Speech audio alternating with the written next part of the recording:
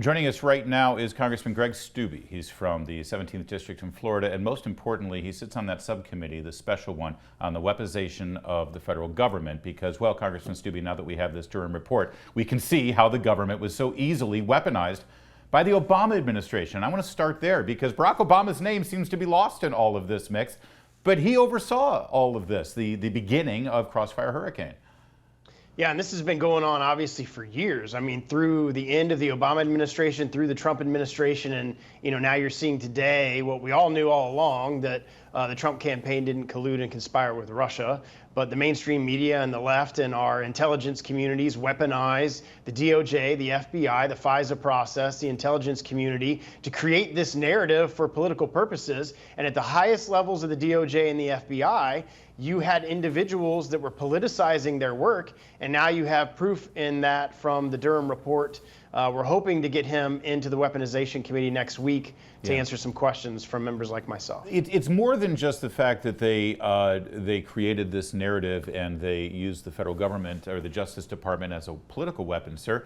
What we learned from Durham yesterday was the one fig leaf that James Comey and Andrew McCabe and everybody else in that cabal, the one fig leaf they had was, well, we had these credible charges and it had to be investigated. We would have been derelict if we didn't investigate. But Mr. Durham, he looked at it, he said, no, you never had any corroborated evidence to inspire this investigation. So I guess what most Americans are looking at here and asking is, how can there be no criminal charges? How can it be legal for the federal government law enforcement arm to do this?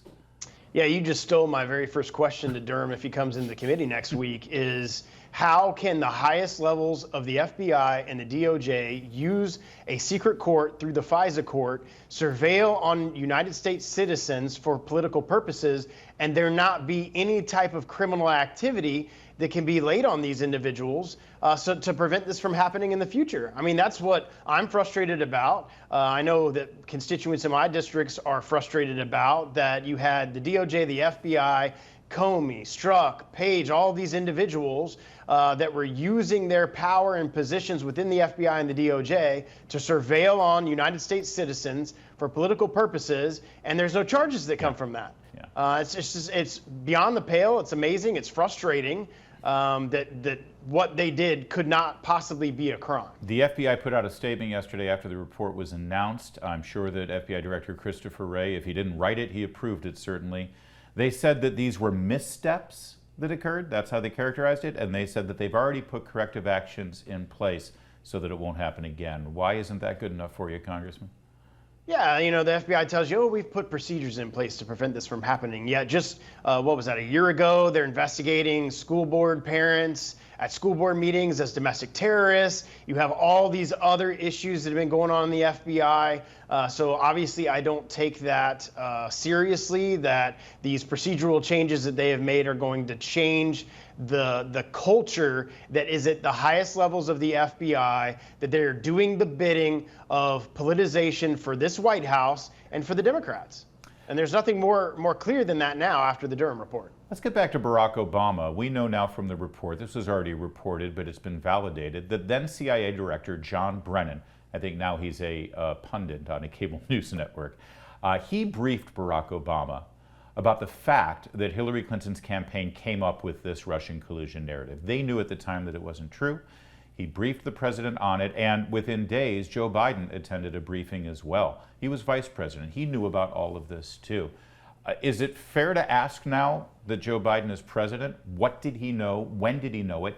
And as someone sworn to uphold the Constitution, which includes the Fourth and Fifth Amendment, what did he do to prevent this from happening, to call it out, to say, hold on, this is all a fraud. Why are you investigating the Trump campaign?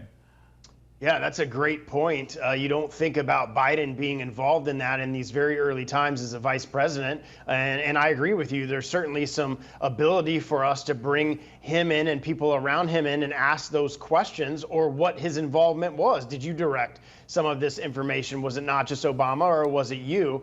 We had John Brennan in last week for not a deposition, but a volunteer testimony, transcribed interview.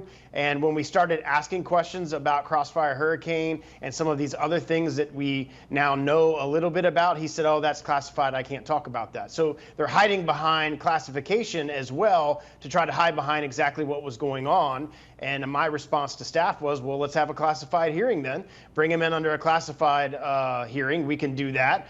Do a deposition, subpoena him. And a lot of this I don't believe is classified now with what we know now. And let him start asking some of these, or answering some of these questions that we have. Well, and this is the root of it, because as you know, under Comey and then under Christopher Wray, we kept hearing that same thing. We can't see the FISA warrant, that's been classified. Of course, eventually when it was declassified, we not only saw the truth, that they were clearly hiding behind that classification, but we also saw that there was no reason why it had to be classified. So Congressman Steube, I mean, the real question here and the root of it all is, how do you fix the FBI? Because clearly there is something broken there. Clearly they can't correct it themselves. That doesn't hold any water.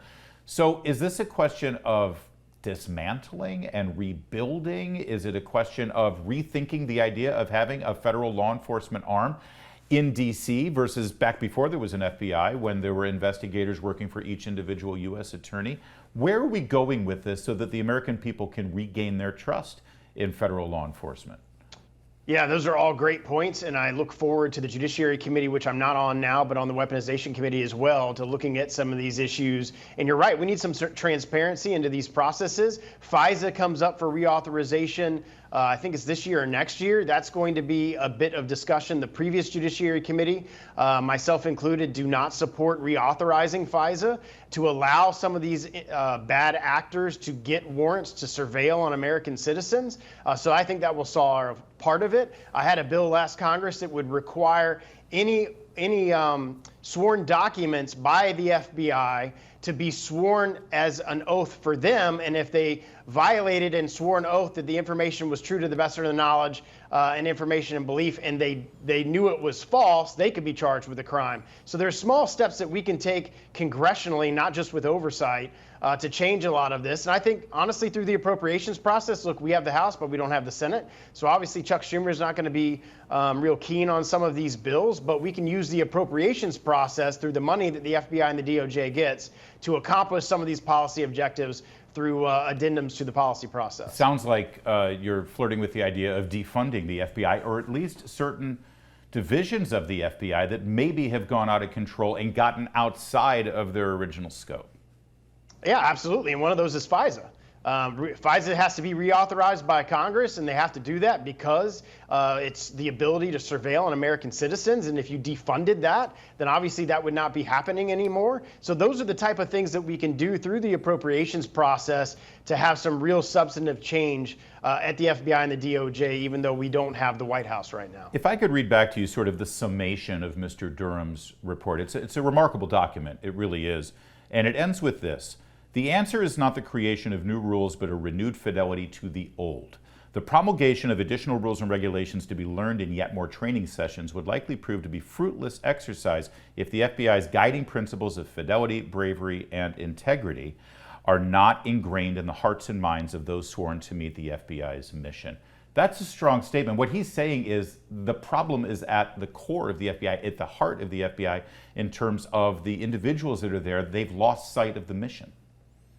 Yeah, and I don't know if you can change that without changing the people that are there that have created all of this mess to begin with, and that culture at the highest levels that thinks it's okay to politicize and weaponize the DOJ and the FBI to surveil on American citizens for political purposes. Until you solve those issues and change the culture there at the FBI, I don't think you're going to solve these overall problems. It's almost as if the American people don't want to stand by and watch people in law enforcement at the federal level behave as though they are above the law. Nobody should be above the law, but that's not how we see them behaving, sir. Yep, I agree with you 100%, and hopefully there will be some justice through this process now that we have the House, not just through oversight, but through the appropriations process to breathe some transparency into some of this and to change the culture over there. And eventually a new head of the executive branch of government in the White House and a new Attorney General. Congressman Steube, real fast, it's next week that you expect Mr. Durham to appear? That's what we are asking for. He hasn't confirmed. Great. I should hope he does. Thank you for joining us, Congressman Greg Steube. There's more to come on O'Connor tonight. Keep it here. It's a busy night on the Salem News Channel.